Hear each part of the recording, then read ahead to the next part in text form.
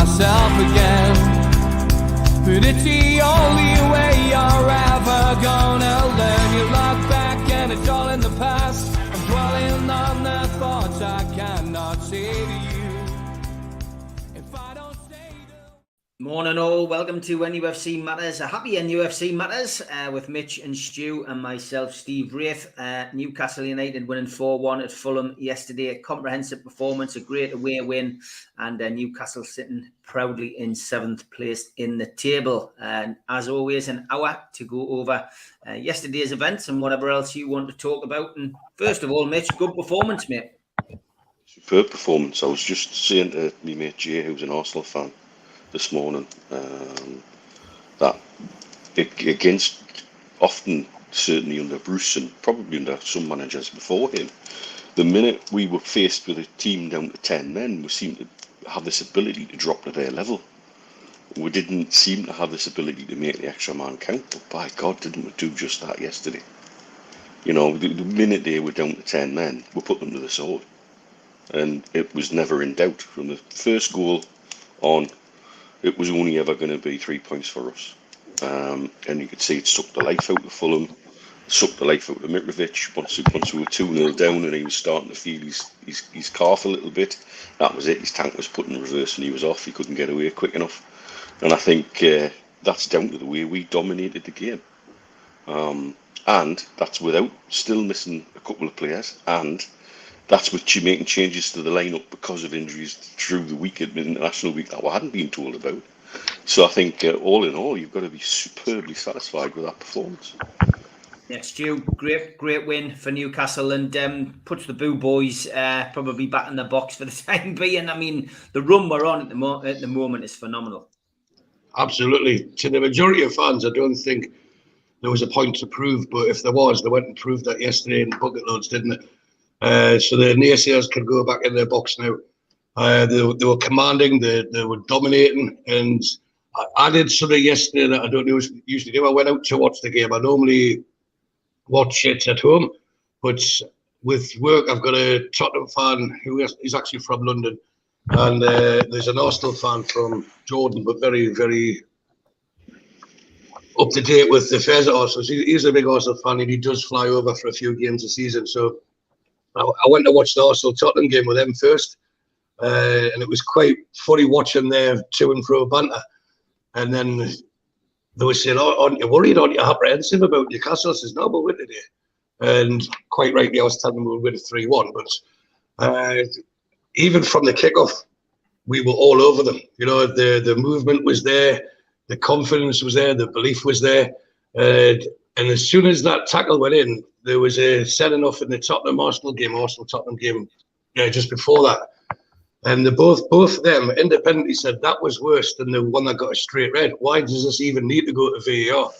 So it was bringing up the discussion, you know, it's like it's a conspiracy against us. And then as the first half progressed and the goals went in and the movement continued, I said to the Tottenham fan, "You just watch Bruno." I know I mentioned it last week, but it's how he's weight off his pass, as you've seen for the goal for Almiron, the first goal. But the way he's comfortable taking the ball and the way he can release it, and it's always at the right pace for the receiver to accept it. He was like, "Wow, this guy's great. He would do well for Tottenham." I says, "He'd do well for any team in the league, but you're not getting him." And the Arsenal fan was like, "I can't believe we let him go." I went, "You never had him. He was only ever coming to us." So it was great with these two supposed top six, big six, corrupt six, whatever set of supporters. There was an acknowledgement that we're up there with them, and we've got players that they cover, for want of a better word. And it gives a lot of pride supporting Newcastle again. And I know when I was living in Dubai for a long time, watching the matches with Mitch, we would watch it more with a sense of duty than anything else. But now it's the whole weekend, isn't it? You got the build up to the anyhow press conference, which everyone looks forward to, and then the match itself. And in days like today, talking about it, it sets up a nice weekend for everyone. And when people get back to work on Monday, they go with a smile on their face, and that's the difference this team makes. And Eddie Howe's bought into it, and they're delivering in huge amounts for us. Team selection, Mitch, was something which we probably all collectively groaned at when we saw Murphy's name on the team sheet, but by God, Eddie Howe got that right. And I think it comes back to what I was saying about Eddie's press conferences. We all listened to them. Stu's just reiterated it there, and listening to what he said on Friday. The one line that I picked up and highlighted on the Amigos was that he said to Lee Ryder's question about how do people like Manquillo and Dummett who, can't get a game, how do they, put themselves in the shop window? How do they get the opportunity? And he said, well, they get an opportunity every day in training. And Murphy clearly did that this week, because the performance that he put in yesterday was top class. And alongside Almiron, probably who shaded him for man of the match, in my opinion, he kept that midfield engine going and put Fulham on the back foot from the start. And despite what Silva says, he said it would have been a different result, different game. Newcastle had the upper hand before the red card. Absolutely, and Stu made that point before himself as well. Before the red card, we were already out passing them and outworking them. You could see that.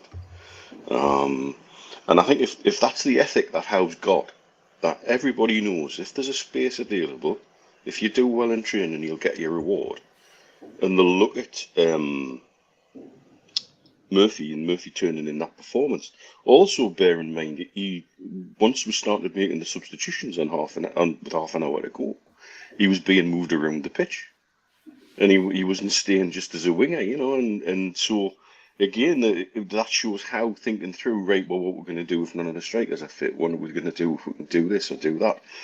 So again, it's that methodical, thought through approach to every situation. It's obviously been looked at on the training ground, and the people who are impressing on the training ground are getting the gig. Also, add to that, we had 2 goals which were close for offside disallowed as well.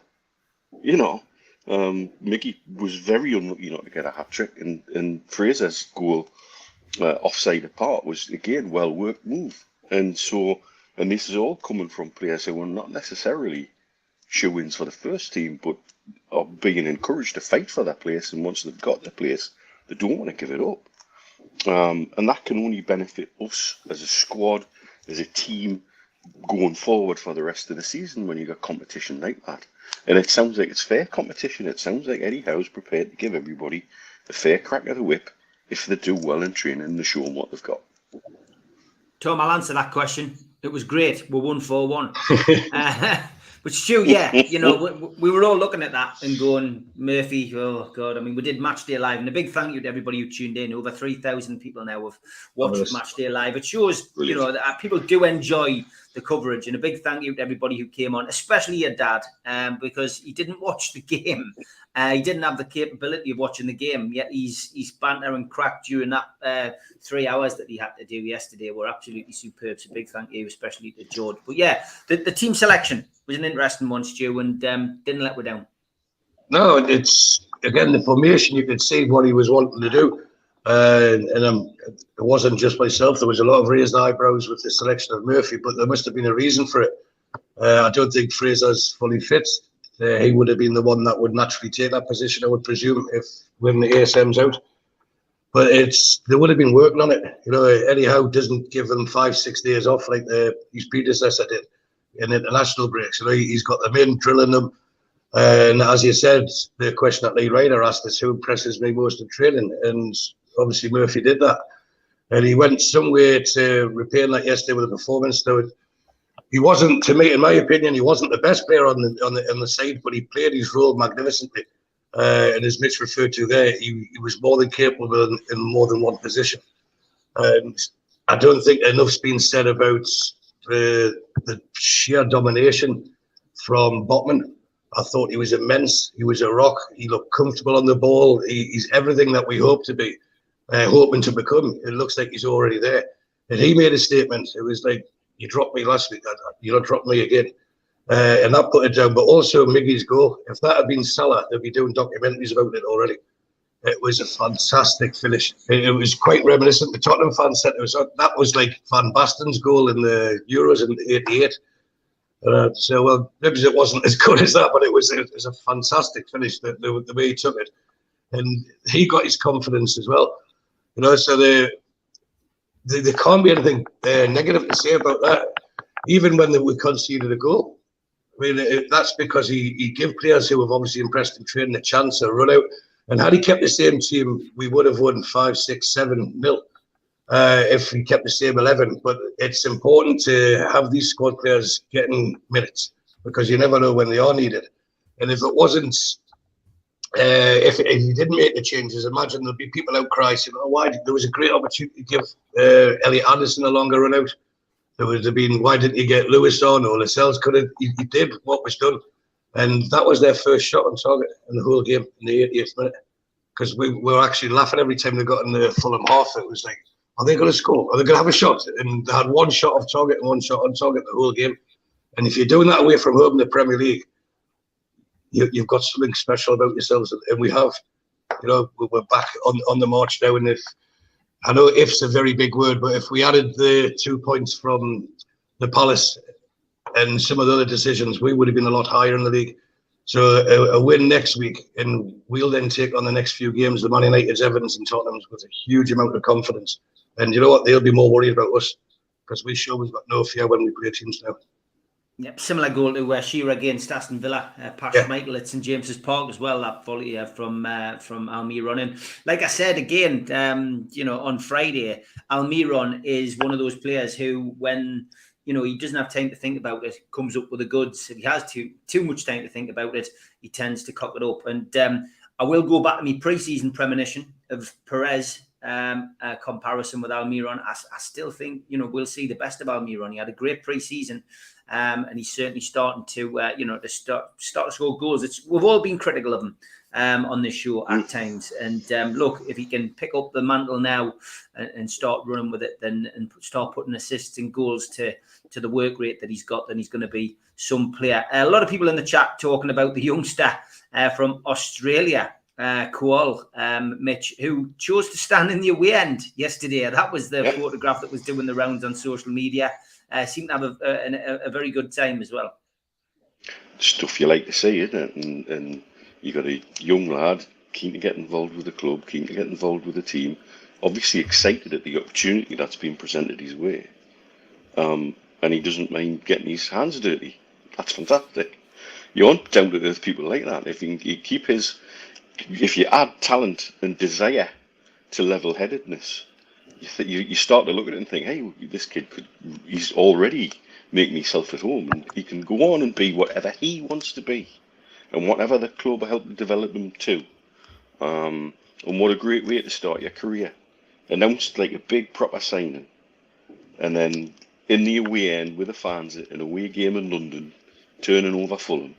It starts to write another movie. Goal 3, goal 4, goal 5, whatever. It really is almost like a script. But fantastic to see it. Fantastic to see everybody looking after him. Some lovely comments from Serena Taylor, the club photographer, about him and about how she loves hearing an accent that was local to her. She grew up and bursting with pride. It really is a fantastic story already. Yeah, it is a fantastic story, and great to see Newcastle again, as we mentioned earlier on this weekend, that they're attracting youngsters to the club. Massively important that. John Askew, good morning. He says, good morning, everyone, lads. Was the sending off the get out of jail card for Eddie? It was a tremendous result. The team selection was a bit of a shock for some. I mean, it was a clear red card for me, Stu. What about you? Yeah, said it in the opening bit. It was a red card. It was more of a red card than the one in the Arsenal Tottenham game beforehand. But regarding that young'un in the crowd, whoever's decision it was to put, I'm sure he had a security guard with him as well, some security with him. But whoever idea it was, what a great idea. They should do that with more of the young'uns so they get to understand what the club's about, what it means to the fans, etc. And one of the tweets that to me it should win tweet the week hands down. It was I can't remember who it was, so apologies for not giving you the credit. But the tweets read something like, "The biggest shock of yesterday was finding out that he had 80 loyalty points and above to get the tickets for the game." I thought it was fantastic. How's he managed to get in there after just flying from Australia? So it was something we touched on last week. We're talking about how do you pass the tickets out and stuff like that, but that one tickled me. Fantastic, yeah, really, really good. But I mean, look, it was a definite penalty. I think from our perspective, Newcastle would have gone on to win that game regardless. Interesting comments in the chat as well. John says, for some, Eddie might have the edge on Sir Bobby. He certainly has the potential. That's an interesting debate. That comes after Tom had said Eddie Howe's the best manager we've had since Sir Bobby. Is it too early to draw that kind of comparison, Mitch? It is, but he has already done something very special last season. Don't underestimate that. That turnaround last season was unprecedented in the Premier League. It'll be a long time before you see something similar done. And he genuinely hasn't had the praise he probably deserves for it. Because the lazy argument is, oh, he got his money from Saudi. You know, but actually, he had to turn it all around and get the bloody results as well. You know, so I think he's not got that. I think he explained his thinking behind the team selection a bit further after the game. In that Joe Linton apparently hasn't really trained during the international break. And that Target's still carrying an injury, the injury that dogged him at the start of the season. So took an opportunity to give those two a bit of a rest.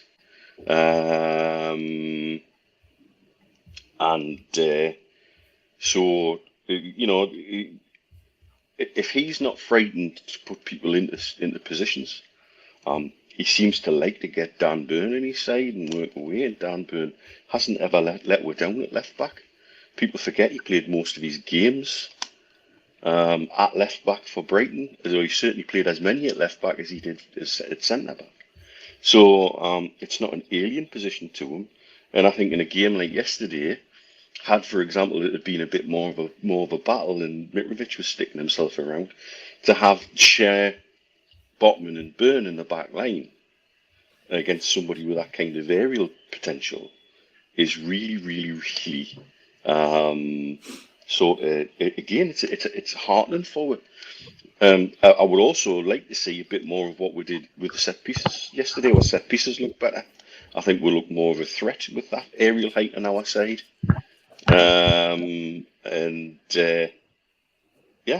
So I mean, I think again he's come out and explained his reasoning behind the team selection, and he's still turning in results. And like we said last week, we're in a fantastic position in that where last year we were talking about how we would turn these losses into draws.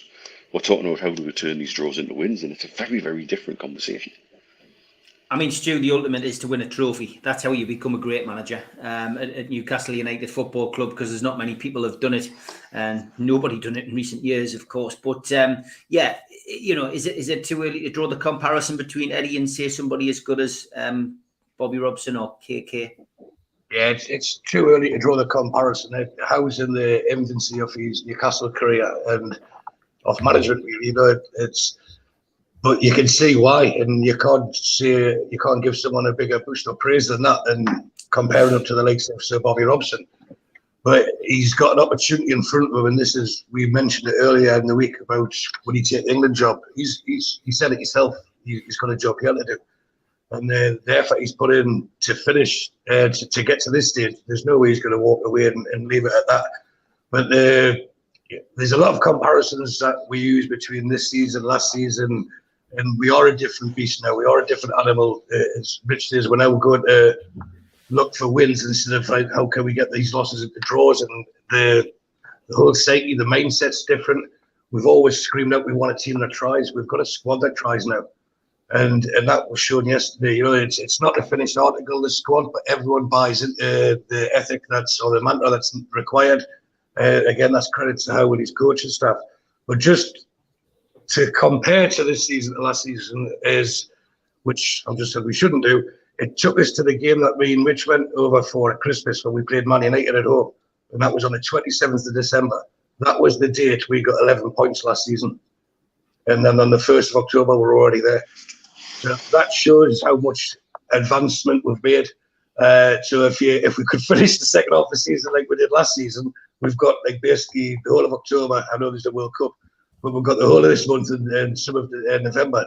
They're all bonus points if you look at where we finished last season.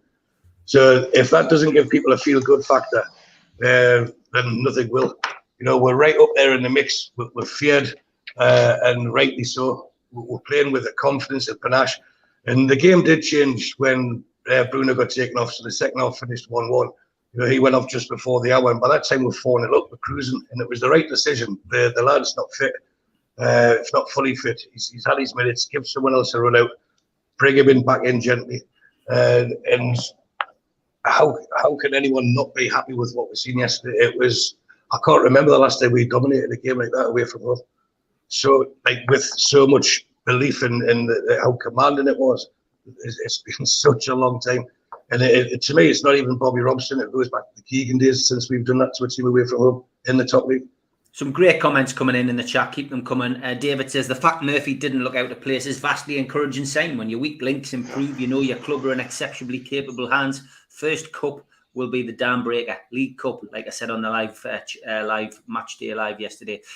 For me, we dominated the midfield. Longstaff was great. Pleased for the lads. Yeah, it was a good midfield performance. And if you win your midfield battles with a back four like ours, then it's just down to immense, those kind of performances from those people up front. Ray, morning. Thanks for the donation, by the way, mate.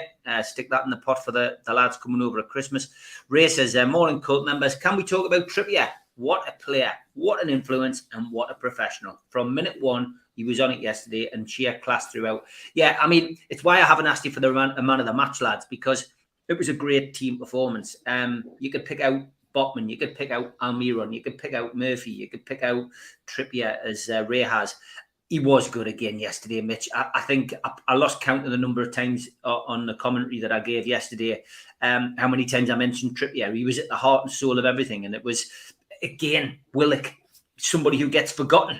I've said this time and time again on here as well. He does the dirty work. He goes and does the stuff which he's not the one putting the sublime ball through for Almiron to get the goal. He's the one chasing back, harrying back, making it hard for Fulham when they're under possession, and he's winning the ball. But Willock played his part as well yesterday. But yeah, look, Ray's asking about Trippier. We're all in the Trippier fan club, Mitch, aren't we? The lad's been quality since the day he walked through the door. And we use the word professional about football as, quite easily. But if you want a genuine professional footballer, Kieran Trippier probably is your current example. The lad is an exceptional individual. You can see everywhere he's been, he's learned and grew.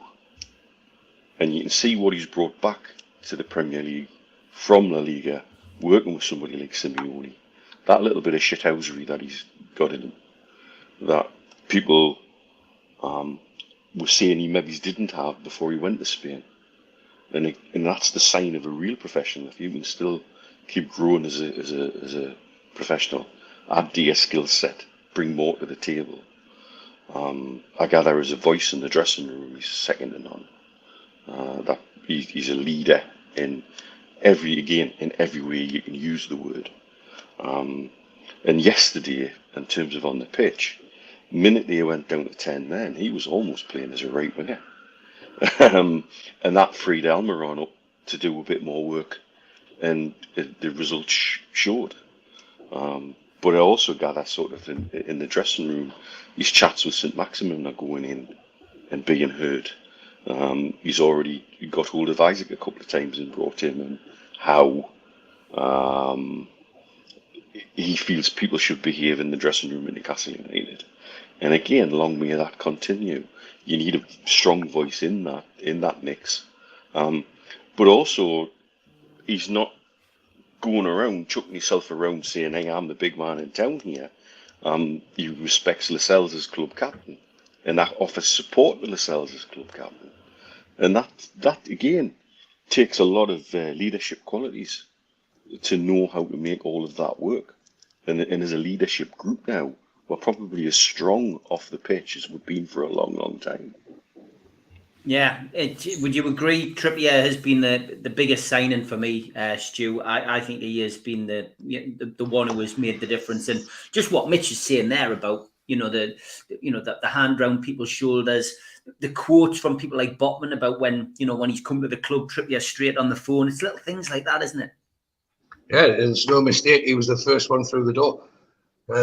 Anyhow, has previous with him, and he's clearly identified him even before he got the job as the sort of person that you would want in his dressing room.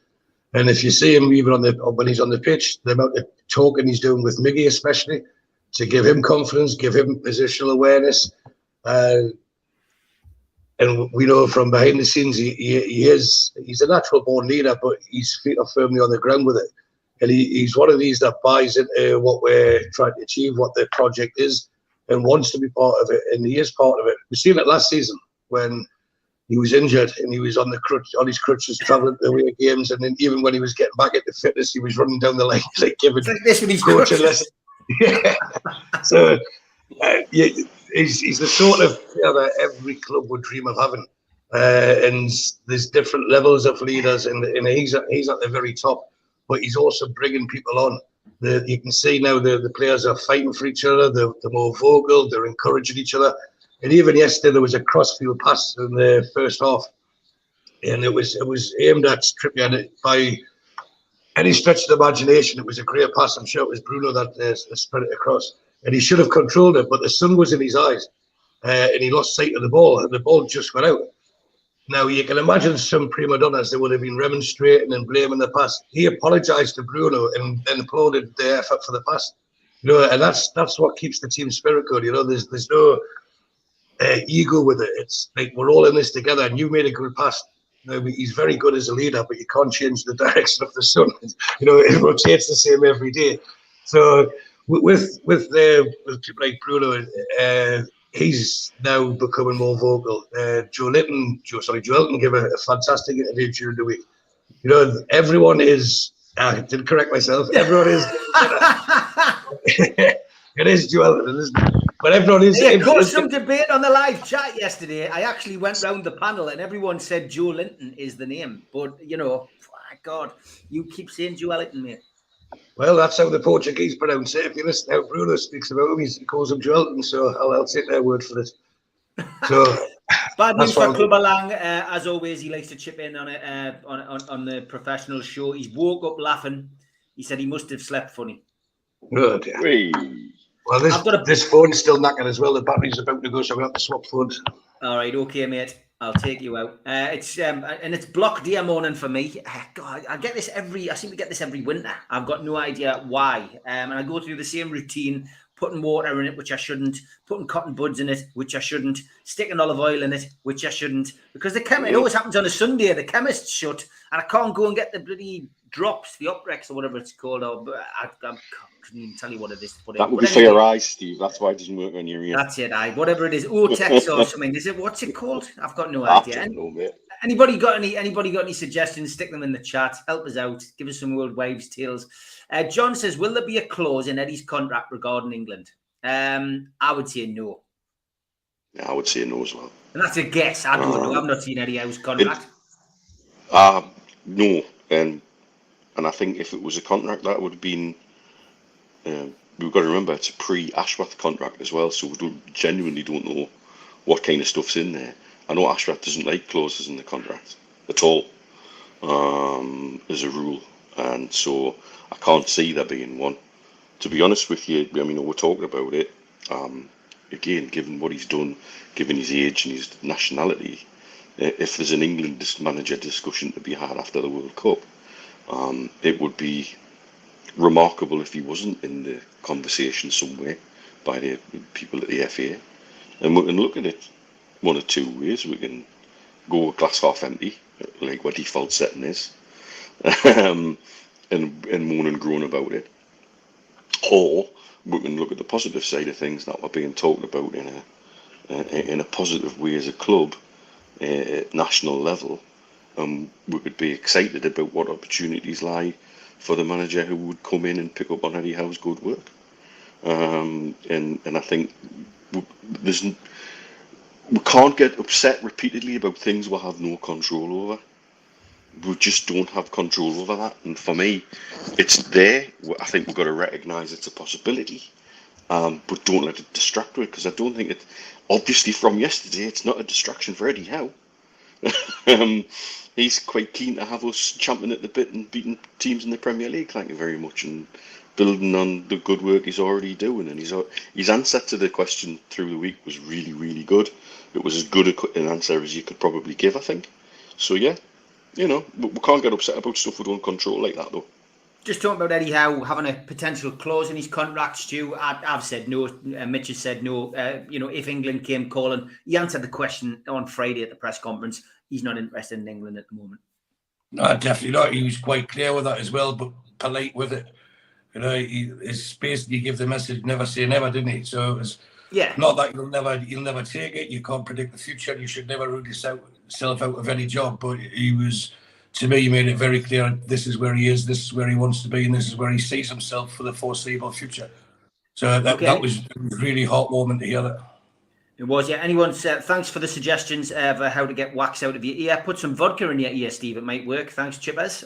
Clearly still on it. Go to Asda Pharmacy, says Stu. Thanks, mate. Jody Tuber Life says, warm water in your ear. It might not help you here better, but it keeps your lugs warm. Great. Otex is for earwax, and it definitely works, says John. Yeah, it does. I'll have to get some of that.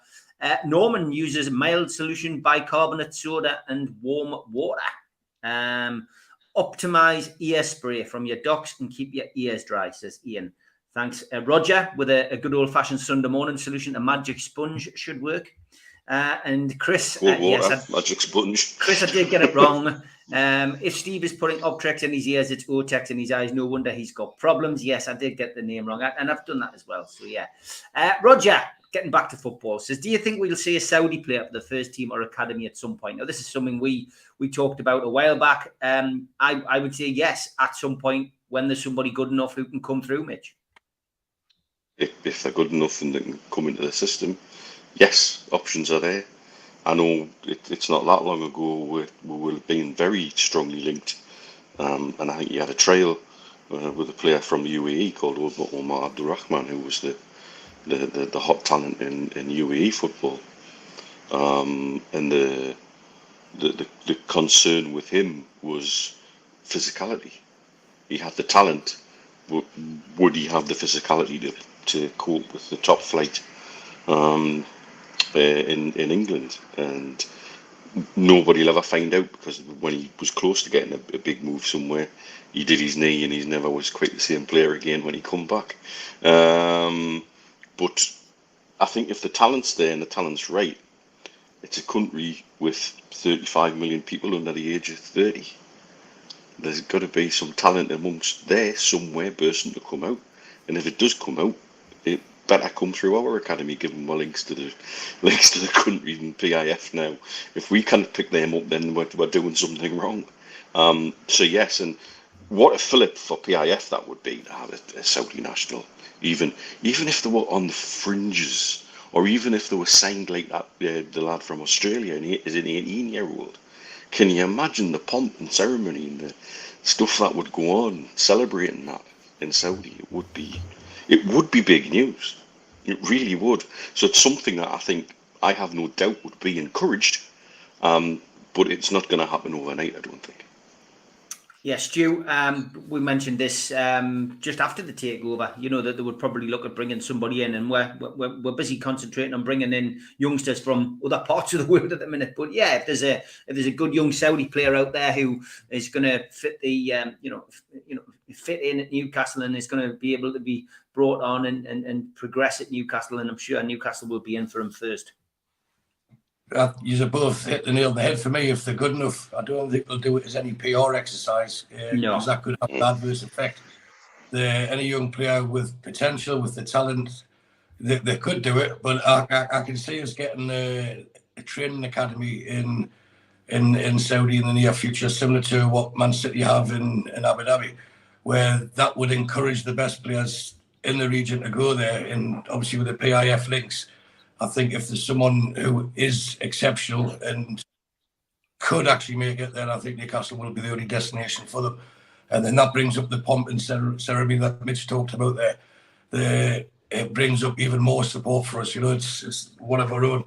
And I'm not a fan of is it F or E? One of the wrestling anyway. But my wife watches it occasionally, and there was a Saudi wrestler got involved in that because they had an event in Saudi, you know, and that generated a lot of new fans as well. But I don't think we as a Premier League club need to go down that route and block the pathway for someone else, just having someone for the sake of having someone, and it wouldn't be fair to him either. So I think over not just Saudi Arabia, I think the whole GCC, I'm sure we'll have a network in this area, a coaching network in this area that will be picking up the best talents, put them in instead of kind of being seen as a stepping stone. I know how it works here in the UAE because Josh has been through this a little bit when he was over, and there's a couple of lads that Josh played at academy level with here, who one's at Derby and I think another one's at Leicester, and it's starting to filter through. But that's the expat population, the guys who are children of expat families out here who are going through different football schools and academies, and there's a lot of people well known in the football world to have academies out here. Freddie Canute has got one. The Spanish right back who used to be at Real Madrid, he's got an academy here. And Elka's over here, and so there's ways, but it's mainly aimed at the expat community here.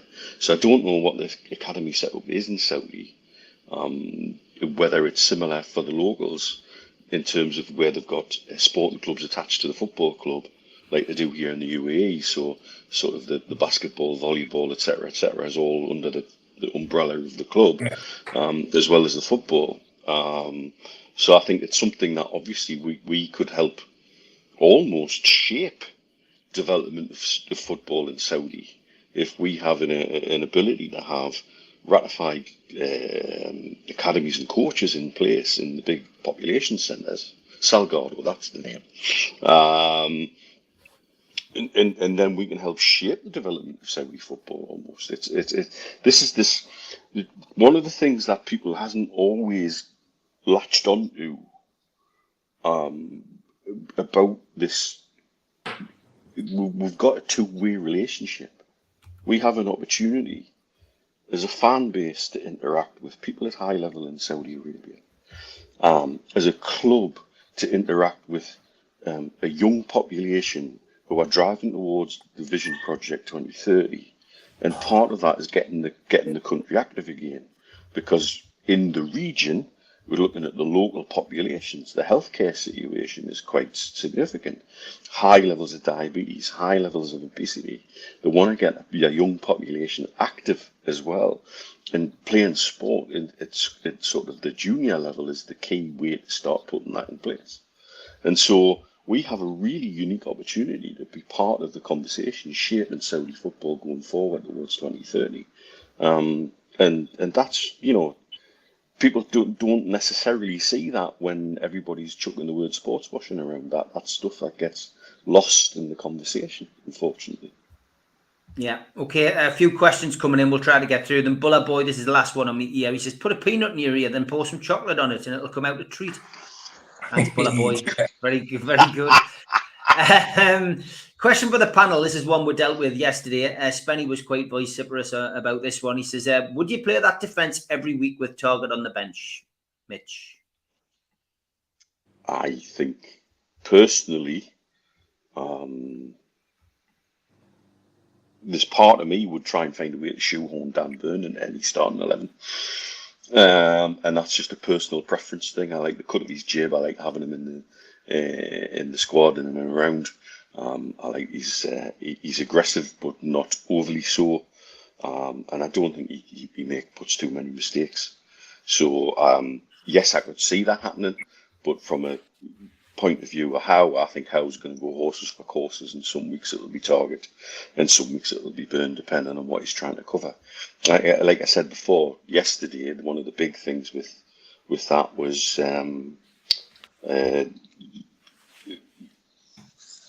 having Mitrovic, if he'd been firing on all cylinders, having that extra height in the back four that Dan Burn brings playing at left back was a benefit. But he'd not do that every week. Nah.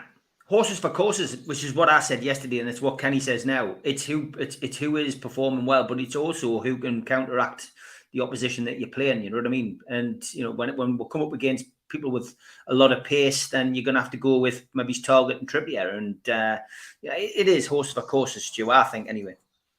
Yeah, it's the phrase I was actually going to use as well, the horses for courses one. And I believe Eddie Howe uses defence in the best way he sees fit to nullify the opposition attacking threat. And with Mitrovic, who was supposedly on fire, he scores a lot of his goals peeling off the centre half and attacking at the back post. And the height of Dan Burn would nullify that, wouldn't it? It would have blocked that. So you can see why he put Dan Burn in. It may be that Target had an injury. We'll find out next week when we play Brentford, who offer a different attacking threat. You know, they're not like giants. Other they've got Tony, so we know we've got more than enough to occupy him. And it's then just looking at how because they're quick on their feet, and someone like Dan Burn can get turned quickly where Target may be a better option. But it's a nice problem to have, isn't it? Talking about having all these quality players and how we move them around. But they're all going to get games. They're all going to understand why they're not playing, and it's great that they don't like not playing. Even when Wilson got taken off yesterday, he was probably upset, wasn't he? I don't know if you managed to see it on the stream, but he was really angry, and Eddie Howe was more apologetic to him, to the point you then had to say, I'm the manager, I'll decide. And he's looking after him, but it's great when you've got a goal scorer like that. He knew there was goals there for the take, wasn't he? And he wanted to stay on. But answering Spenny's question, no, I don't think that will be the back four consistently. I don't think it's the preferred back four. I think it's the one that Howe seemed fit to actually make sure Fulham weren't going to be a threat. And as we said, they didn't have the first shot on target till the 88th minute. So kudos to that. Yeah, Paul Gallant, again, keeping on the squad theme, says on other channels, people were talking about Isak and Callum playing together. It could be a good partnership. What's your views, Mitch? I've heard it suggested when everybody's fit that one option would be to have St Maximin down one side and Isak down the other in that formation that Howe uses. It's got to be on his mind, I would think. But he does seem very struck on keeping the formation that we use and just playing the players accordingly with the formation. And Isak does bring something different to the table to Wilson. He's a different type of striker. And so could it be used in a wide role? I guess he's got to displace Miggy first, I suppose. But isn't that the joy of the competition, you know? Wilson come back. You look at Wilson's goal record, is it, 20-odd goals in 50 games? Is his record? Mm-hmm. It's just the fact he's got muscles of marshmallow and ligaments of licorice. And we cannot seem to keep them together enough. If he played more at that kind of strike rate, you think what people will be talking about at a national level. Go back to talking about the England conversation. That kind of goal scoring record is exceptional. And if he isn't on the plane to the World Cup, it'll be criminal, really, if he takes other strikers, if he wants goals at that level. And I think, again, you look at Wilson playing back with a smile on his face. Lovely comment to Willock for the assist on the goal, because I think that header probably was going in anyway, and he made sure, he did what every good striker does, he made sure that it went in. And I'm quite sure Willock would have been a bit paid off about that yesterday. But you know what? If he's then taken to the social media to say, hey, bro, thanks for the assist, giving the credit where it's due, again, shows what's going on in the dressing room and shows that togetherness that we've got. So yeah, I'm quite sure Isak and Wilson could play in the same team. And I think it will be on our Howe's mind for certain games. And what a dual threat that would be. Yeah, I mean, it would be, wouldn't it, Stu? We're in this, position eventually where we get all three fit and able to play. It would be great. Yeah, we mentioned that's why Eddie Howe gets the big bucks. What does he do? We talked about, or there was a debate earlier in the week on Twitter regarding best partnerships. I think it's quite clear Beardsley and Cole are miles ahead of anyone that we've seen in our lifetimes as a partnership for Newcastle. But does Wilson and Isak have the potential to be as good? Probably not. But could there be a potent threat? Yeah, there could be. But then that changes the formation. If you play a 4-4-2, you can't play a 4-4-2 with an ASM on one wing because it becomes lopsided. We know he doesn't track back. So the formation we've got at the moment, the 4-3-3, suits him. And will he change the whole formation to play two players together? As we know, Callum Wilson will pick up injuries, but he is more of a number 9 than what Isak is. He's the one that will play off the shoulder of the defender, turn him and get past him or create the channels, running the channels, and he's a willing runner. Isak likes to run at the defenders. So will they play Isak around him? And that then has to change the formation, like is like a number 10 role. or a foil for the number 9, or will they play him on the left? Will they play him on the right? Because a lot of videos I've seen, he was cutting in from the left, wasn't he? He's like, or is it easier just to say drop Miggy? Well, if Miggy keeps playing like that, he becomes undroppable. So what happens? And good luck to Eddie Howe for getting it right, because I'm sure he will. Graham Towler brings up the Miggy question. He says, at the start of the season, it was talked about him being first out the door. Do you think that he might have been, he's bought himself that grace of being a long-term prospect again, Mitch? Well, this is the one thing I've said about both him and St Maximin on a repeated basis. We want consistency and we want end product. And when he's producing end product like yesterday, when he's doing that on a regular basis, as Stu says, good luck Eddie Howe squeezing everybody into the team, because you've got to make a decision on who you leave out. I still remain of the opinion Miggy's a better player when Bruno's in that team. There's a synergy there between the two of them. Whether it's just that South American sort of way of playing that they gel well together because of that, don't know. But I think he's head and shoulders a better player the minute Bruno's in the same side as him. And Bruno seems to be able to bring the best out of Miggy. And I really wish he'd got that hat-trick yesterday, just to shove some more Grealish's tears up his own backside. Because, that's the kind of release that Miggy deserves, really, because we've never doubted his work rate. We've never doubted his ethic. We've never doubted that he'd play football with a smile on his face. And they're great things to have around the club. But it was getting to the point where we needed to see some more of that end product. And I think you've both sort of gone this way with him as well. He's an instinct player. He's got to be allowed to just play and not overthink it. And now whether Bruno's presence in the team gives him the kind of balls that allow him just to play on instinct, because he's far better when he does things like, for example, that volley for the goal. That was just pure instinct. If he overthinks it, that's when it goes to sort of you overcomplicate. You almost, it's a bit like people in golf when they put too many swing thoughts. I'm a better golfer when I just pick the club up and hit the bloody ball. If I start thinking, right, I want to fade this left or right, and I want to do this, and I start having all these stupid swing thoughts in my head, that's when something stupid happens. And I've been told that by people I play with, like, just hit the bloody ball, just stop with this fannying on. And I think Miggy's a better player when he's just allowed to play, just on his instinct. And we're seeing that now. Yeah, just a quick one for Urban Geordie. Yes, Stu did mention this a few weeks back, but his missus does like Christmas and does like to celebrate early. So the Christmas tree's been up for how long, Stu? 1st of September.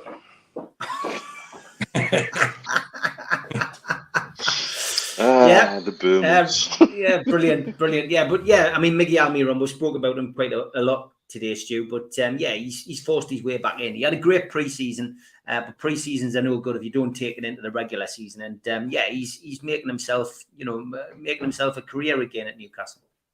Not just a great pre-season, I thought he had a strong finish to the season as well. Last season, you see the goals that he scored against Palace and the confidence that gave him. It was when he was told he is one of those players that needs an arm around him, and to be told you're good and you're going to get games. He's a confidence player. Is he going to be your long-term right-handed, right-sided forward? Probably not. But when Eddie Howe comes in and he puts challenges down to people, he's picked it up and he's run with it. And now, if you talk about any team in his squad, you're as strong as your weakest link, then he's not our weakest link, as some would have said he was this time last year. He's moved himself up the pecking order. If and when we do progress, when I'm sure we will progress, and they do bring people in that position, and we had players like Maddison who we're strongly linked with, then you've got to think, well, Joe Willock's not going to be in the team, and we can't be sentimental with it. But if you've got a Miggy coming off the bench, knowing how he can, consistently perform, or if he has an injury to cover for an injury player, then that means the squad's getting better. That means we're getting better. And the same with Sean Longstaff. I wasn't his greatest fan last season. I thought he was pedestrian. I thought his confidence was shot to bits, and we all know why. But when he plays alongside Bruno, he plays better. But that's more because Bruno allows him to play better with what was referred to earlier, with the weight of pass and the way he gives it in space and the communication between them. So Longstaff had a fantastic game yesterday, and a long way to continue. But is he going to be our holding midfielder in this time next year or the year after? I think we'll all have to say no, he won't be. But if he's coming off the bench, or if he's covering, if he's in the 25-man squad, that might be accepted now. When I think at the start of the season, people would, and myself one of them, I was challenging him to go elsewhere by saying to him, if you want to play regular football, you're not going to get it in this. Now, whether it's through the Shelvey injury or whatever, but to me, he's proved that he's more worth a spot in the team than what Shelvey is. And it's something Supermac referred to on Thursday's show, if you recall back, Steve, when Shelvey plays for himself, Longstaff plays for the team, and he does a lot of unseen work. He does a lot of the shitty jobs, doesn't he? He gets stuck in, and he'll do the running back covering for players. And he still pops up with the odd goal and the odd great pass. So he is becoming a better midfielder. And that happens with everyone. You put them in a better team, you're going to have you improve your game, and that's happened with Miggy and with Joe Longstaff. But the two of them, and throw Joe Willock into that. But the three of those players, they're the positions that I think 90% of the fans would say we need to upgrade. But if we're upgrading those positions, and those are the three that are replacing them, then we're in a good place, and the project moves on another step. Neil Calvert, we'll come to you for this question. He says, do you think when the window comes around again, they'll go back in for the players who turned us down or couldn't move, i.e. Diaby? Do you think we've moved on to new targets, i.e. Mudryk? Lots of people asking about the South Korean link, and people asking about ESM's injury as well. But, ESM's injury will be ready when he's ready. I'm sure he'll be ready for Brentford next week. And that's just my opinion, not anything I've heard. But, I think there will be a little bit of both here, Mitch. I think there'll be a little bit of going back in for players that we couldn't get over the line in the summer window. And I think there'll be some new targets in there as well. Absolutely. I think Maddison is another one we might go back and have a little nibble at again. I think in terms of links to other areas, I think the region to keep an eye on at the minute is South America. I think we're going to be seeing we're making 2 or 3 younger signings out of South America, similar to Goal at the Australian lad. And I think we'll go back and have a little nibble at Maddison and maybe Diaby. But I think let's just let them get on with the process and trust the process, and we'll improve as a squad going forward. There's no doubt about that. I think transfer policy now is working on different levels. Who can we get in to improve us now? Who can we get in to improve us in the future? And who can give us a solid foundation? And I think that's fantastic. I think we will make additions in January. January is always a curious window to do business in, but it's not a normal year this year, with the World Cup being placed where it is. And so I don't expect this to be a normal January transfer window either. I think it could be quite an active one, depending on who makes a name for themselves in Qatar, for example. I think that might change, ideas of certain players and certain clubs towards certain players if somebody has a ridiculous World Cup, for example. So it isn't a normal football year, and I don't expect January to be a normal January window. Mitch has mentioned Maddison. David Veg says Maddison in would take us up another level. I mean, we've got greater depth with Willock, Shelvey, Longstaff and Anderson. Tom wanting to know where you think we should strengthen. Stu, transfers. We've just put that to bed, but it's already on the horizon and people are already starting to think about it. You know what's really refreshing and rewarding? I believe they're going to identify 2 areas to strengthen the club, and that'll be whoever comes in the first team will be better than what we've got. So there'll be instant players to come in to be in the start 11. I don't think they'll buy squad players anymore. There's no need to. The squad's thickening out. It's improving. So we don't need to add to that. We need to add to the quality at the top now, and that'll slowly filter away at the bottom. The other area there, it's quite clear the target is the youth area. and because they want to have it right the way through the club, from the first team, the reserves, or the 23s as they call it, through all the youth teams, where they're all playing the same style.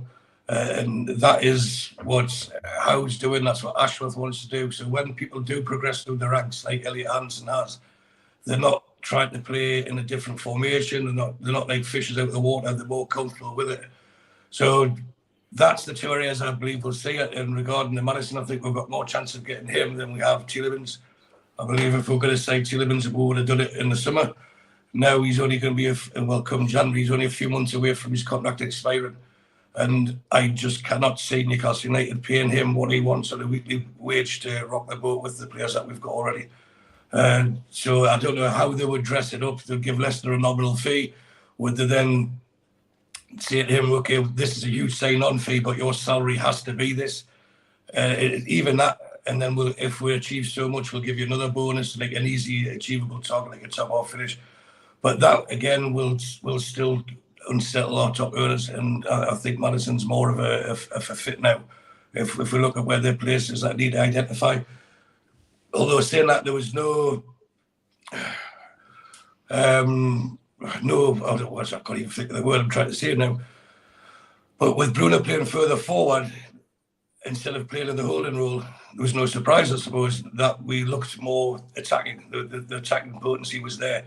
So if Madison was to go into that Willock role, then that would put Bruno further back. But I believe with the addition of extra quality, we'll be doing more often what we did yesterday anyway. We'll be on the front foot more, we'll be playing further up the field, and we wouldn't be having to defend as much. And relating to Wilson's goal scoring record for Newcastle, a lot of that was under the predecessor. If you look at his goal scoring record since Eddie Howe's come in, I think he's 1 and 2. And that will only improve, whereas as the strength of the team improves as well. So we do have a natural born goal scorer who does the nitty gritty. He's willing to put his body on the line. He will do the running, etc. And he's not a prima donna. He's a great team player who can finish. And as long as we can keep him fit, then fantastic. But then you've got someone like Isaac who can play that role if Wilson's not fit. So there's a lot of questions answered there. But the two areas I see them improving would be the first team straight away, as in someone to come in to improve what we've already got, and then the youth. And that they've done the squad filling now. Miggy's first goal was spectacular, but the passing and speed of movement and the build-up to his second goal was Man City. I did mention that as well yesterday, Chris, on the chat. That hour has come to an end. Big thank you and welcome to our new sponsor, Blowhole Brewery. The lads from Spider VPN are the lads behind this wonderful new product. They've got a few different beers which will be showcasing at the show, at the takeover anniversary party on Friday. A few of the lads are going to try the beer and we're going to record it and stick it out. But big shout out to the lads. Thanks for coming on board. I'm going to come back on and do a live Q&A tonight, 7 o'clock. So if you want to join us and have a bit crack, it can be about anything in open forum. I do these every now and then. Pop on at 7 o'clock. I've already set it up there, set a reminder. Don't forget as well, there's a Newcastle Legends game, Friday, October the 14th. Peter Beardsley talking follows that, and the details for that. And the ticket prices are quite cheap. John has set this up for the food bank or at nufcmatters.com. But you can see there, adult admission £5, junior admission £2. And it is at the Fox Hunters Pavilion in North Shields. Best of luck with that. Quick shout out for this one as well. Peter Beardsley, 26th of October, Monday night training. You can find all the details for that and for the half-term soccer school at peterbeardsleysoccerschool.com. And we made a remarkable £520 on the food bank t-shirt on Friday night, thanks to the immense generosity of the lads who bid for it. We've got the Shearer one. It's on my Twitter page, at Steve Wraith, pinned to the top. If you want to bid for that, place a bid underneath. All proceeds go into the food bank. And again, that will be signed by the big man himself. As always, it's a thanks to Mitch and Stu. Thanks to you, over 200 watching this early in the morning. Thank you very much for joining us. And I'll catch you again at 7 o'clock. The lads will be back on Wednesday night with Geordie's here. Geordie's there. Take care, lads. Have a good day. Thanks, everyone. Yes, everyone. Big thank you to skipsandbins.com, telephone 0800 25 45 25 3, email inquiries at skipsandbins.com, website skipsandbins.com, easy contract, free and pay-as-you-go waste collection. Thanks to Darren Baldwin Funerals, independent funeral directors. You can find them at 304 Old Durham Road, Gateshead. Telephone 0191 478 273 or email Darren at darrenbaldwinfunerals.co.uk or go to the website darrenbaldwinfunerals.co.uk. Thanks to Garden of Healing Dispensary, CBD hemp and cannabinoid specialists. You can find them at thegohd.com. And thanks to 3 Property, who specialise in sourcing investment properties for their clients who are looking to invest in the North East. They offer a full in-house service from sourcing the deals to managing the properties for you. They've done over 100 plus deals in the past 12 months for clients all over the UK. Give the guys a follow on Instagram, matty.patter_northeast property and phil.reed_northeast property, or email phil@3property.co.uk if you're interested in getting a good property deal. Thanks also to Mr. Vicky's Sauces. They are handmade in Cumbria. You can find them at mrvickys.co.uk or give them a call on 01768 210 102. Thanks to Media Arts for all the help with the video technology side of things. And thanks to qtechshop.co.uk, the makers of pool tables and snooker tables in Walls and Newcastle, and the guys who run our website, NUFCmatters.com. If you want to subscribe to the channel, hit the NUFC Matters logo in the bottom right-hand corner and you can subscribe for free. Hit the thumb up underneath the video to like it. It does us a big favour. And click share to share to your social media, such as Facebook and Twitter. Maybe it's added to a Newcastle United group. You can also make a donation. Just hit the thanks button underneath if you're enjoying the content and you want to share something with me or the people on the channel. And you can also click join, which means that you commit to maybe a monthly membership, or you can become a cult member. How do you do that? Well, you go to the website, NUFCmatters.com, and you search for membership. What do you get for your £25 one-off payment? You get a cup, a pen, a membership card, and a scarf, and entry into the monthly draw. We also have a smart code. There you go, the QR code there. If you put your smartphone over it, it'll take you straight to the website and you can get involved in a cult membership pack today. We also give you something for nothing. If you subscribe to the show, then email john@nufcmatters.com and get your free car window sticker now. We also support the food bank on here. NUFC fans foodbank.co.uk is the Matchday Bucket website. You just need to go there and you can make a virtual donation. Don't forget, during the season on match days, we're at the Dog and Parrot with Supermac, pre-match and post-match.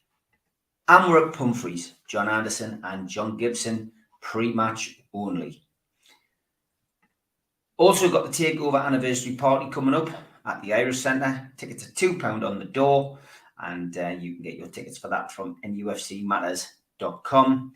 And Supermac will be at the Terrace Club in Seaton Delaval, Friday the 11th of November. Tickets are a tenner, table is £650, and you can get those tickets from 0191 237 0133.